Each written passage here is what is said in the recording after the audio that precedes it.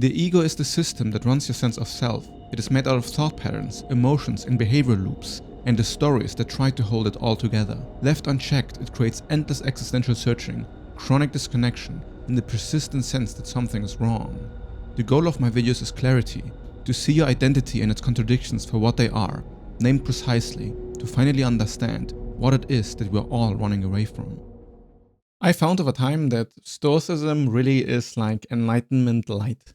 It is the way for most people who are interested in philosophy try to accept their own relationship to reality in a way that feels noble and virtuous, and it can also give a sense of strength.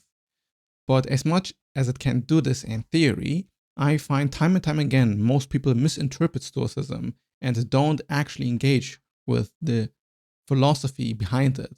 And instead what they do is they try to reject their negative experiences and try to pretend that all they need to do is look cold or not emotionally react towards stuff. What is bizarre is that you can find this pattern in almost all communities that try to teach you some sort of self-improvement or spiritual growth. Because besides Stoicism, in spiritual communities, you also find it time and time again that people pretend to be fine when they're not fine. They pretend to be compassionate when they're actually not compassionate. And they feel like they shouldn't experience the negative aspects because everything is just consciousness, dude. Like, just experience awareness and stuff. So there's a lot of rejection happening where people distinguish good emotions from bad emotions. And whenever there's the sense that you're experiencing a bad emotion, there's this tendency to want to brush it aside or not react towards it. But this is awful. It will stunt all types of personal growth because you're learning to reject yourself. Real Stoicism is not about rejecting any emotions, but letting them flow through you. It is acknowledging how you feel and then wondering if this emotion deserves a reaction or not. Emotional maturity is the ability to tell when something requires an action and when it doesn't. But in no instance should you just lock an emotion away and never actually feel it. This will always lead to pent-up energy. It is very inefficient. It is thermodynamically very inefficient. So the real skill, if you want to be stoic about stuff, is to develop meta-awareness. The goal has to shift from changing the feeling or ignoring the feeling or pretending that it's not affecting you to witnessing the experience of that feeling. So instead of powering down your ability to feel emotions, what you should actually be doing is power it up. You should confront it with more honesty, with more courage, and with less compromise. Because all the ego is really doing is pretending it cannot feel something. It is wishing to not exist in this universe, and that it can somehow pretend it is above reality. It pretends it can be above the standard human, and this is where the narrative comes up of being this super successful, super strong individual that it just brushes aside all the struggles of life. Also that we don't feel vulnerable. But real strength lies in being able to embody all the natural cycles that lead towards your full potential. So a cycle might be a few days where you feel awful and then a few days where you feel amazing. And to not judge the amazing feeling as the good version of you and the bad feeling as the bad version of you. Now, this might sound confusing because, of course, I don't want to feel bad and I will naturally want to feel good. And this is a natural self-compassion movement, which, is fine. But if you cannot stay in the negative experience of, not feeling so good and immediately need to react with action, like you need to do something about it, well, then it's actually not stoic at all. You're just being reactive. And it is precisely the reactivity that both Stoicism and both deep psychology is trying to solve. Because as long as you're reacting towards your emotions, no matter if they are good or positive, you'll always be bound by your environment. You cannot actually be empowered by who you are or what you want to do if what you do depends on how you're feeling at the moment. If what you do depends on how you're feeling in the moment, well, then you're just being controlled by your emotions. And this is precisely the thing that nobody wants. The counterintuitive thing is that in order to not be controlled by your emotions, you need to take a specific time throughout the day where you move towards them. You can see it as a challenge if this helps. This is why meditation is so useful, because it forces you to not do anything.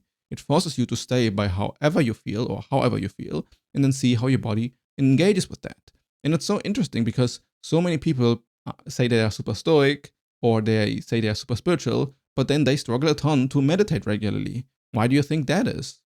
It is precisely here where the real work happens. It's here where it's so difficult. You won't learn more about Stoicism by reading more books about it. The real work is never comfortable. The real work is to put yourself in the difficult situations where you actually don't want to be in, and then there, not being reactive towards them. Real Stoicism is about real observation of objective reality, which means that you do not get clouded, or your judgment won't get clouded by the emotions that you're having, but to see whatever is causing the emotion and then honestly admitting to yourself that you're feeling this way. Resilience is found in the fluid movement between these states instead of being rigidly attached to one state or another. Whenever you sense that something is wrong or bad or should be rejected, this is precisely the thing that you should question or wonder about or move towards, because you will always have two polar sides of any equation. Like you might really hate something, and on the other side of that, you might really love something. And whatever's in between is oftentimes what people want to be stuck in. Like they do not want to experience intense pleasure, and they also don't want to experience intense suffering. So whatever people do is to not experience neither of those and just stay in this cold, detached way. So people are attached to detachment, which is very ironic because what you're really doing is you're being ultimately attached. A lot of people, especially men in very early age, are being taught that emotions are wrong and that you shouldn't experience them. And I also had that when I was younger. As a kid, I used to cry a lot.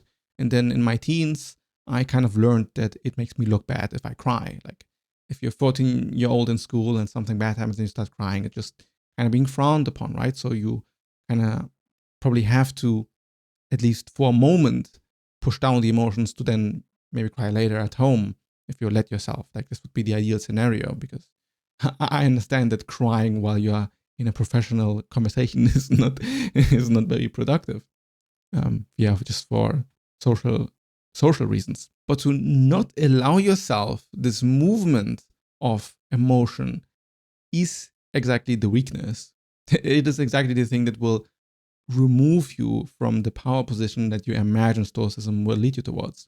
And when I got older, I always had this, like I said to other people that I'm not an emotional person and that I don't really experience much emotions at all. And I remember that there was a pride in that. Like I felt good about not feeling emotions. And all of this is complete pretension. Like you might believe it because you've pushed it down for so long that you actually think this is who you are. But if you're anxious or uncomfortable or try to distract yourself all the time and cannot meditate for half an hour, then most likely you are pushing down your emotions for a very, very long time. And if you were to open the lid, then you'll see what you actually have to be stoic about now, because there's probably a ton of stuff that is unprocessed. Only when you actually process all of the stuff can you find yourself truly in a center of peace and stoic detachment, because now you're not attached to not feeling emotions. You can only be detached if you really don't care about either side of the extreme. And of course, as a human, there's a bias towards feeling good instead of feeling bad. That's just natural to a wide extent. But to truly be stoic is to accept all feelings equally. There's this delusion also for people who follow spirituality, that there's this state of pure enlightenment where there's never any negative experience happening ever. And if you are not into spiritual stuff, you kind of intuitively get that this makes zero sense, because no matter how enlightened you are, if I chop off your arm, it's not going to feel very nice. And you can even read the Buddha when he was at his deathbed. Even then, when he was like suffering physically from death, he basically said that he was experiencing some sort of amount of pain or suffering that, was not normal for him. And it makes sense, right? Because at the end of the day, we are a biological organism. And all what the ego tries to do is pretend that we can somehow avoid the fact that we are biological organisms that will experience a ton of pain. Now, what is escapable is the suffering component, which for most people is most of what they're experiencing and they're not aware of. So the amount of suffering that can be reduced is immense still. The important thing is not to fall into this fatalistic idea that whatever you are suffering from is hopeless or that you must go through a mountain of pain with no way out. In almost all scenarios of psychological suffering, there is a way out, and it's usually through the processing of whatever your psyche is dealing with, and not through avoidance. Avoidance will always weaken your psyche. Once this is fully embodied, life feels like play. Now there's truly detachment there because whatever happens is fine with you. You know you'll manage. And to understand wherever there's still friction happening, whenever you are truly awakened to how this stuff works, you'll naturally want to investigate that friction and understand where this discomfort is coming from. A lot of people who are very interested in philosophy or just truth seeking and are genuine about it will naturally lead to this place, and they will land there because they will always keep questioning whatever they are denying about themselves or trying to reject. And if you're very smart about it, you will naturally move towards this place. And this doesn't mean that you're not smart if you're currently suffering. This might sound a bit mean in that case, but I sincerely don't mean it that way. What I mean is that the ego can often trick itself a lot, and it can start to believe that it is some sort of paragon of Stoic unemotional intelligence, when in actuality it's just deeply suppressed and then in denial about it. And opening this up is quite difficult. You can know that this is the case if you're very neurotic or just very reactive or impulsive and then burst out suddenly with anger. That means that there's something that has been suppressed and something triggered you to lash out. But again, what do you think is the solution? To never experience anger, to never lash out? No, but to do it in a contained, controlled manner. If you notice when you meditate, I know a few people in this state, they don't want to meditate because they fear that if they truly let themselves feel everything, their rage is going to hurt somebody. Like they might actually start to hurt people because they are so full of anger inside of them and they can see that. So they have to reject the anger. Especially spiritual people are super guilty of this because, anger is like the worst emotion. It's just like beneath them to experience anger. But precisely the anger must be felt. And ideally, in a controlled environment where you have decided to investigate that anger, most likely through meditation. If it suddenly bursts out through psychedelics or in a retreat or because you are in a fight with your significant other, well, then it's likely going to get ugly and likely you're not processing anything because you're just lashing out reactively. You're not moving through it. You are just using it and then throwing it as a weapon to another person and then justifying your reaction since you felt emotional and the emotion just made you do it. I can help you understand where is the knot in your own identity, what is making you resist your own experience of life. And I do so professionally in my ego architecture audit that you can check in the link in the description. What you want is you want to find a dynamic equilibrium, which is, I think, the best metric for actually a successful life. Instead of just seeking constant happiness, it's a baseline that you can always return to, but that is able to ebb and flow and change over time. Because life is never static, right? You will always have ups and downs. But the more healthy you are mentally, the more stable you'll find yourself within these ups and downs. I know for me personally, the ups and downs used to be extremely, extremely wide. And nowadays, it's quite rare for me to have like a bad day. And even a bad day is almost like like a good day used to be back in the day. So it is really a matter of perspective. Now, a lot of it is also circumstantial, right? How much stress are you dealing with? And how much responsibilities are in front of you right now. And the more responsibilities you take onto yourself, then of course you're going to experience higher ups and downs, and it's going to be more difficult. But I find that truly well integrated people, they are not that affected by the stress. They're not that affected by what reality expects of them, because they have found a real peaceful silent center within themselves. They are the real Stoics. And these people are almost always very much emotional. Like they do not shy away from their emotions. They express them freely. They are not ashamed of them.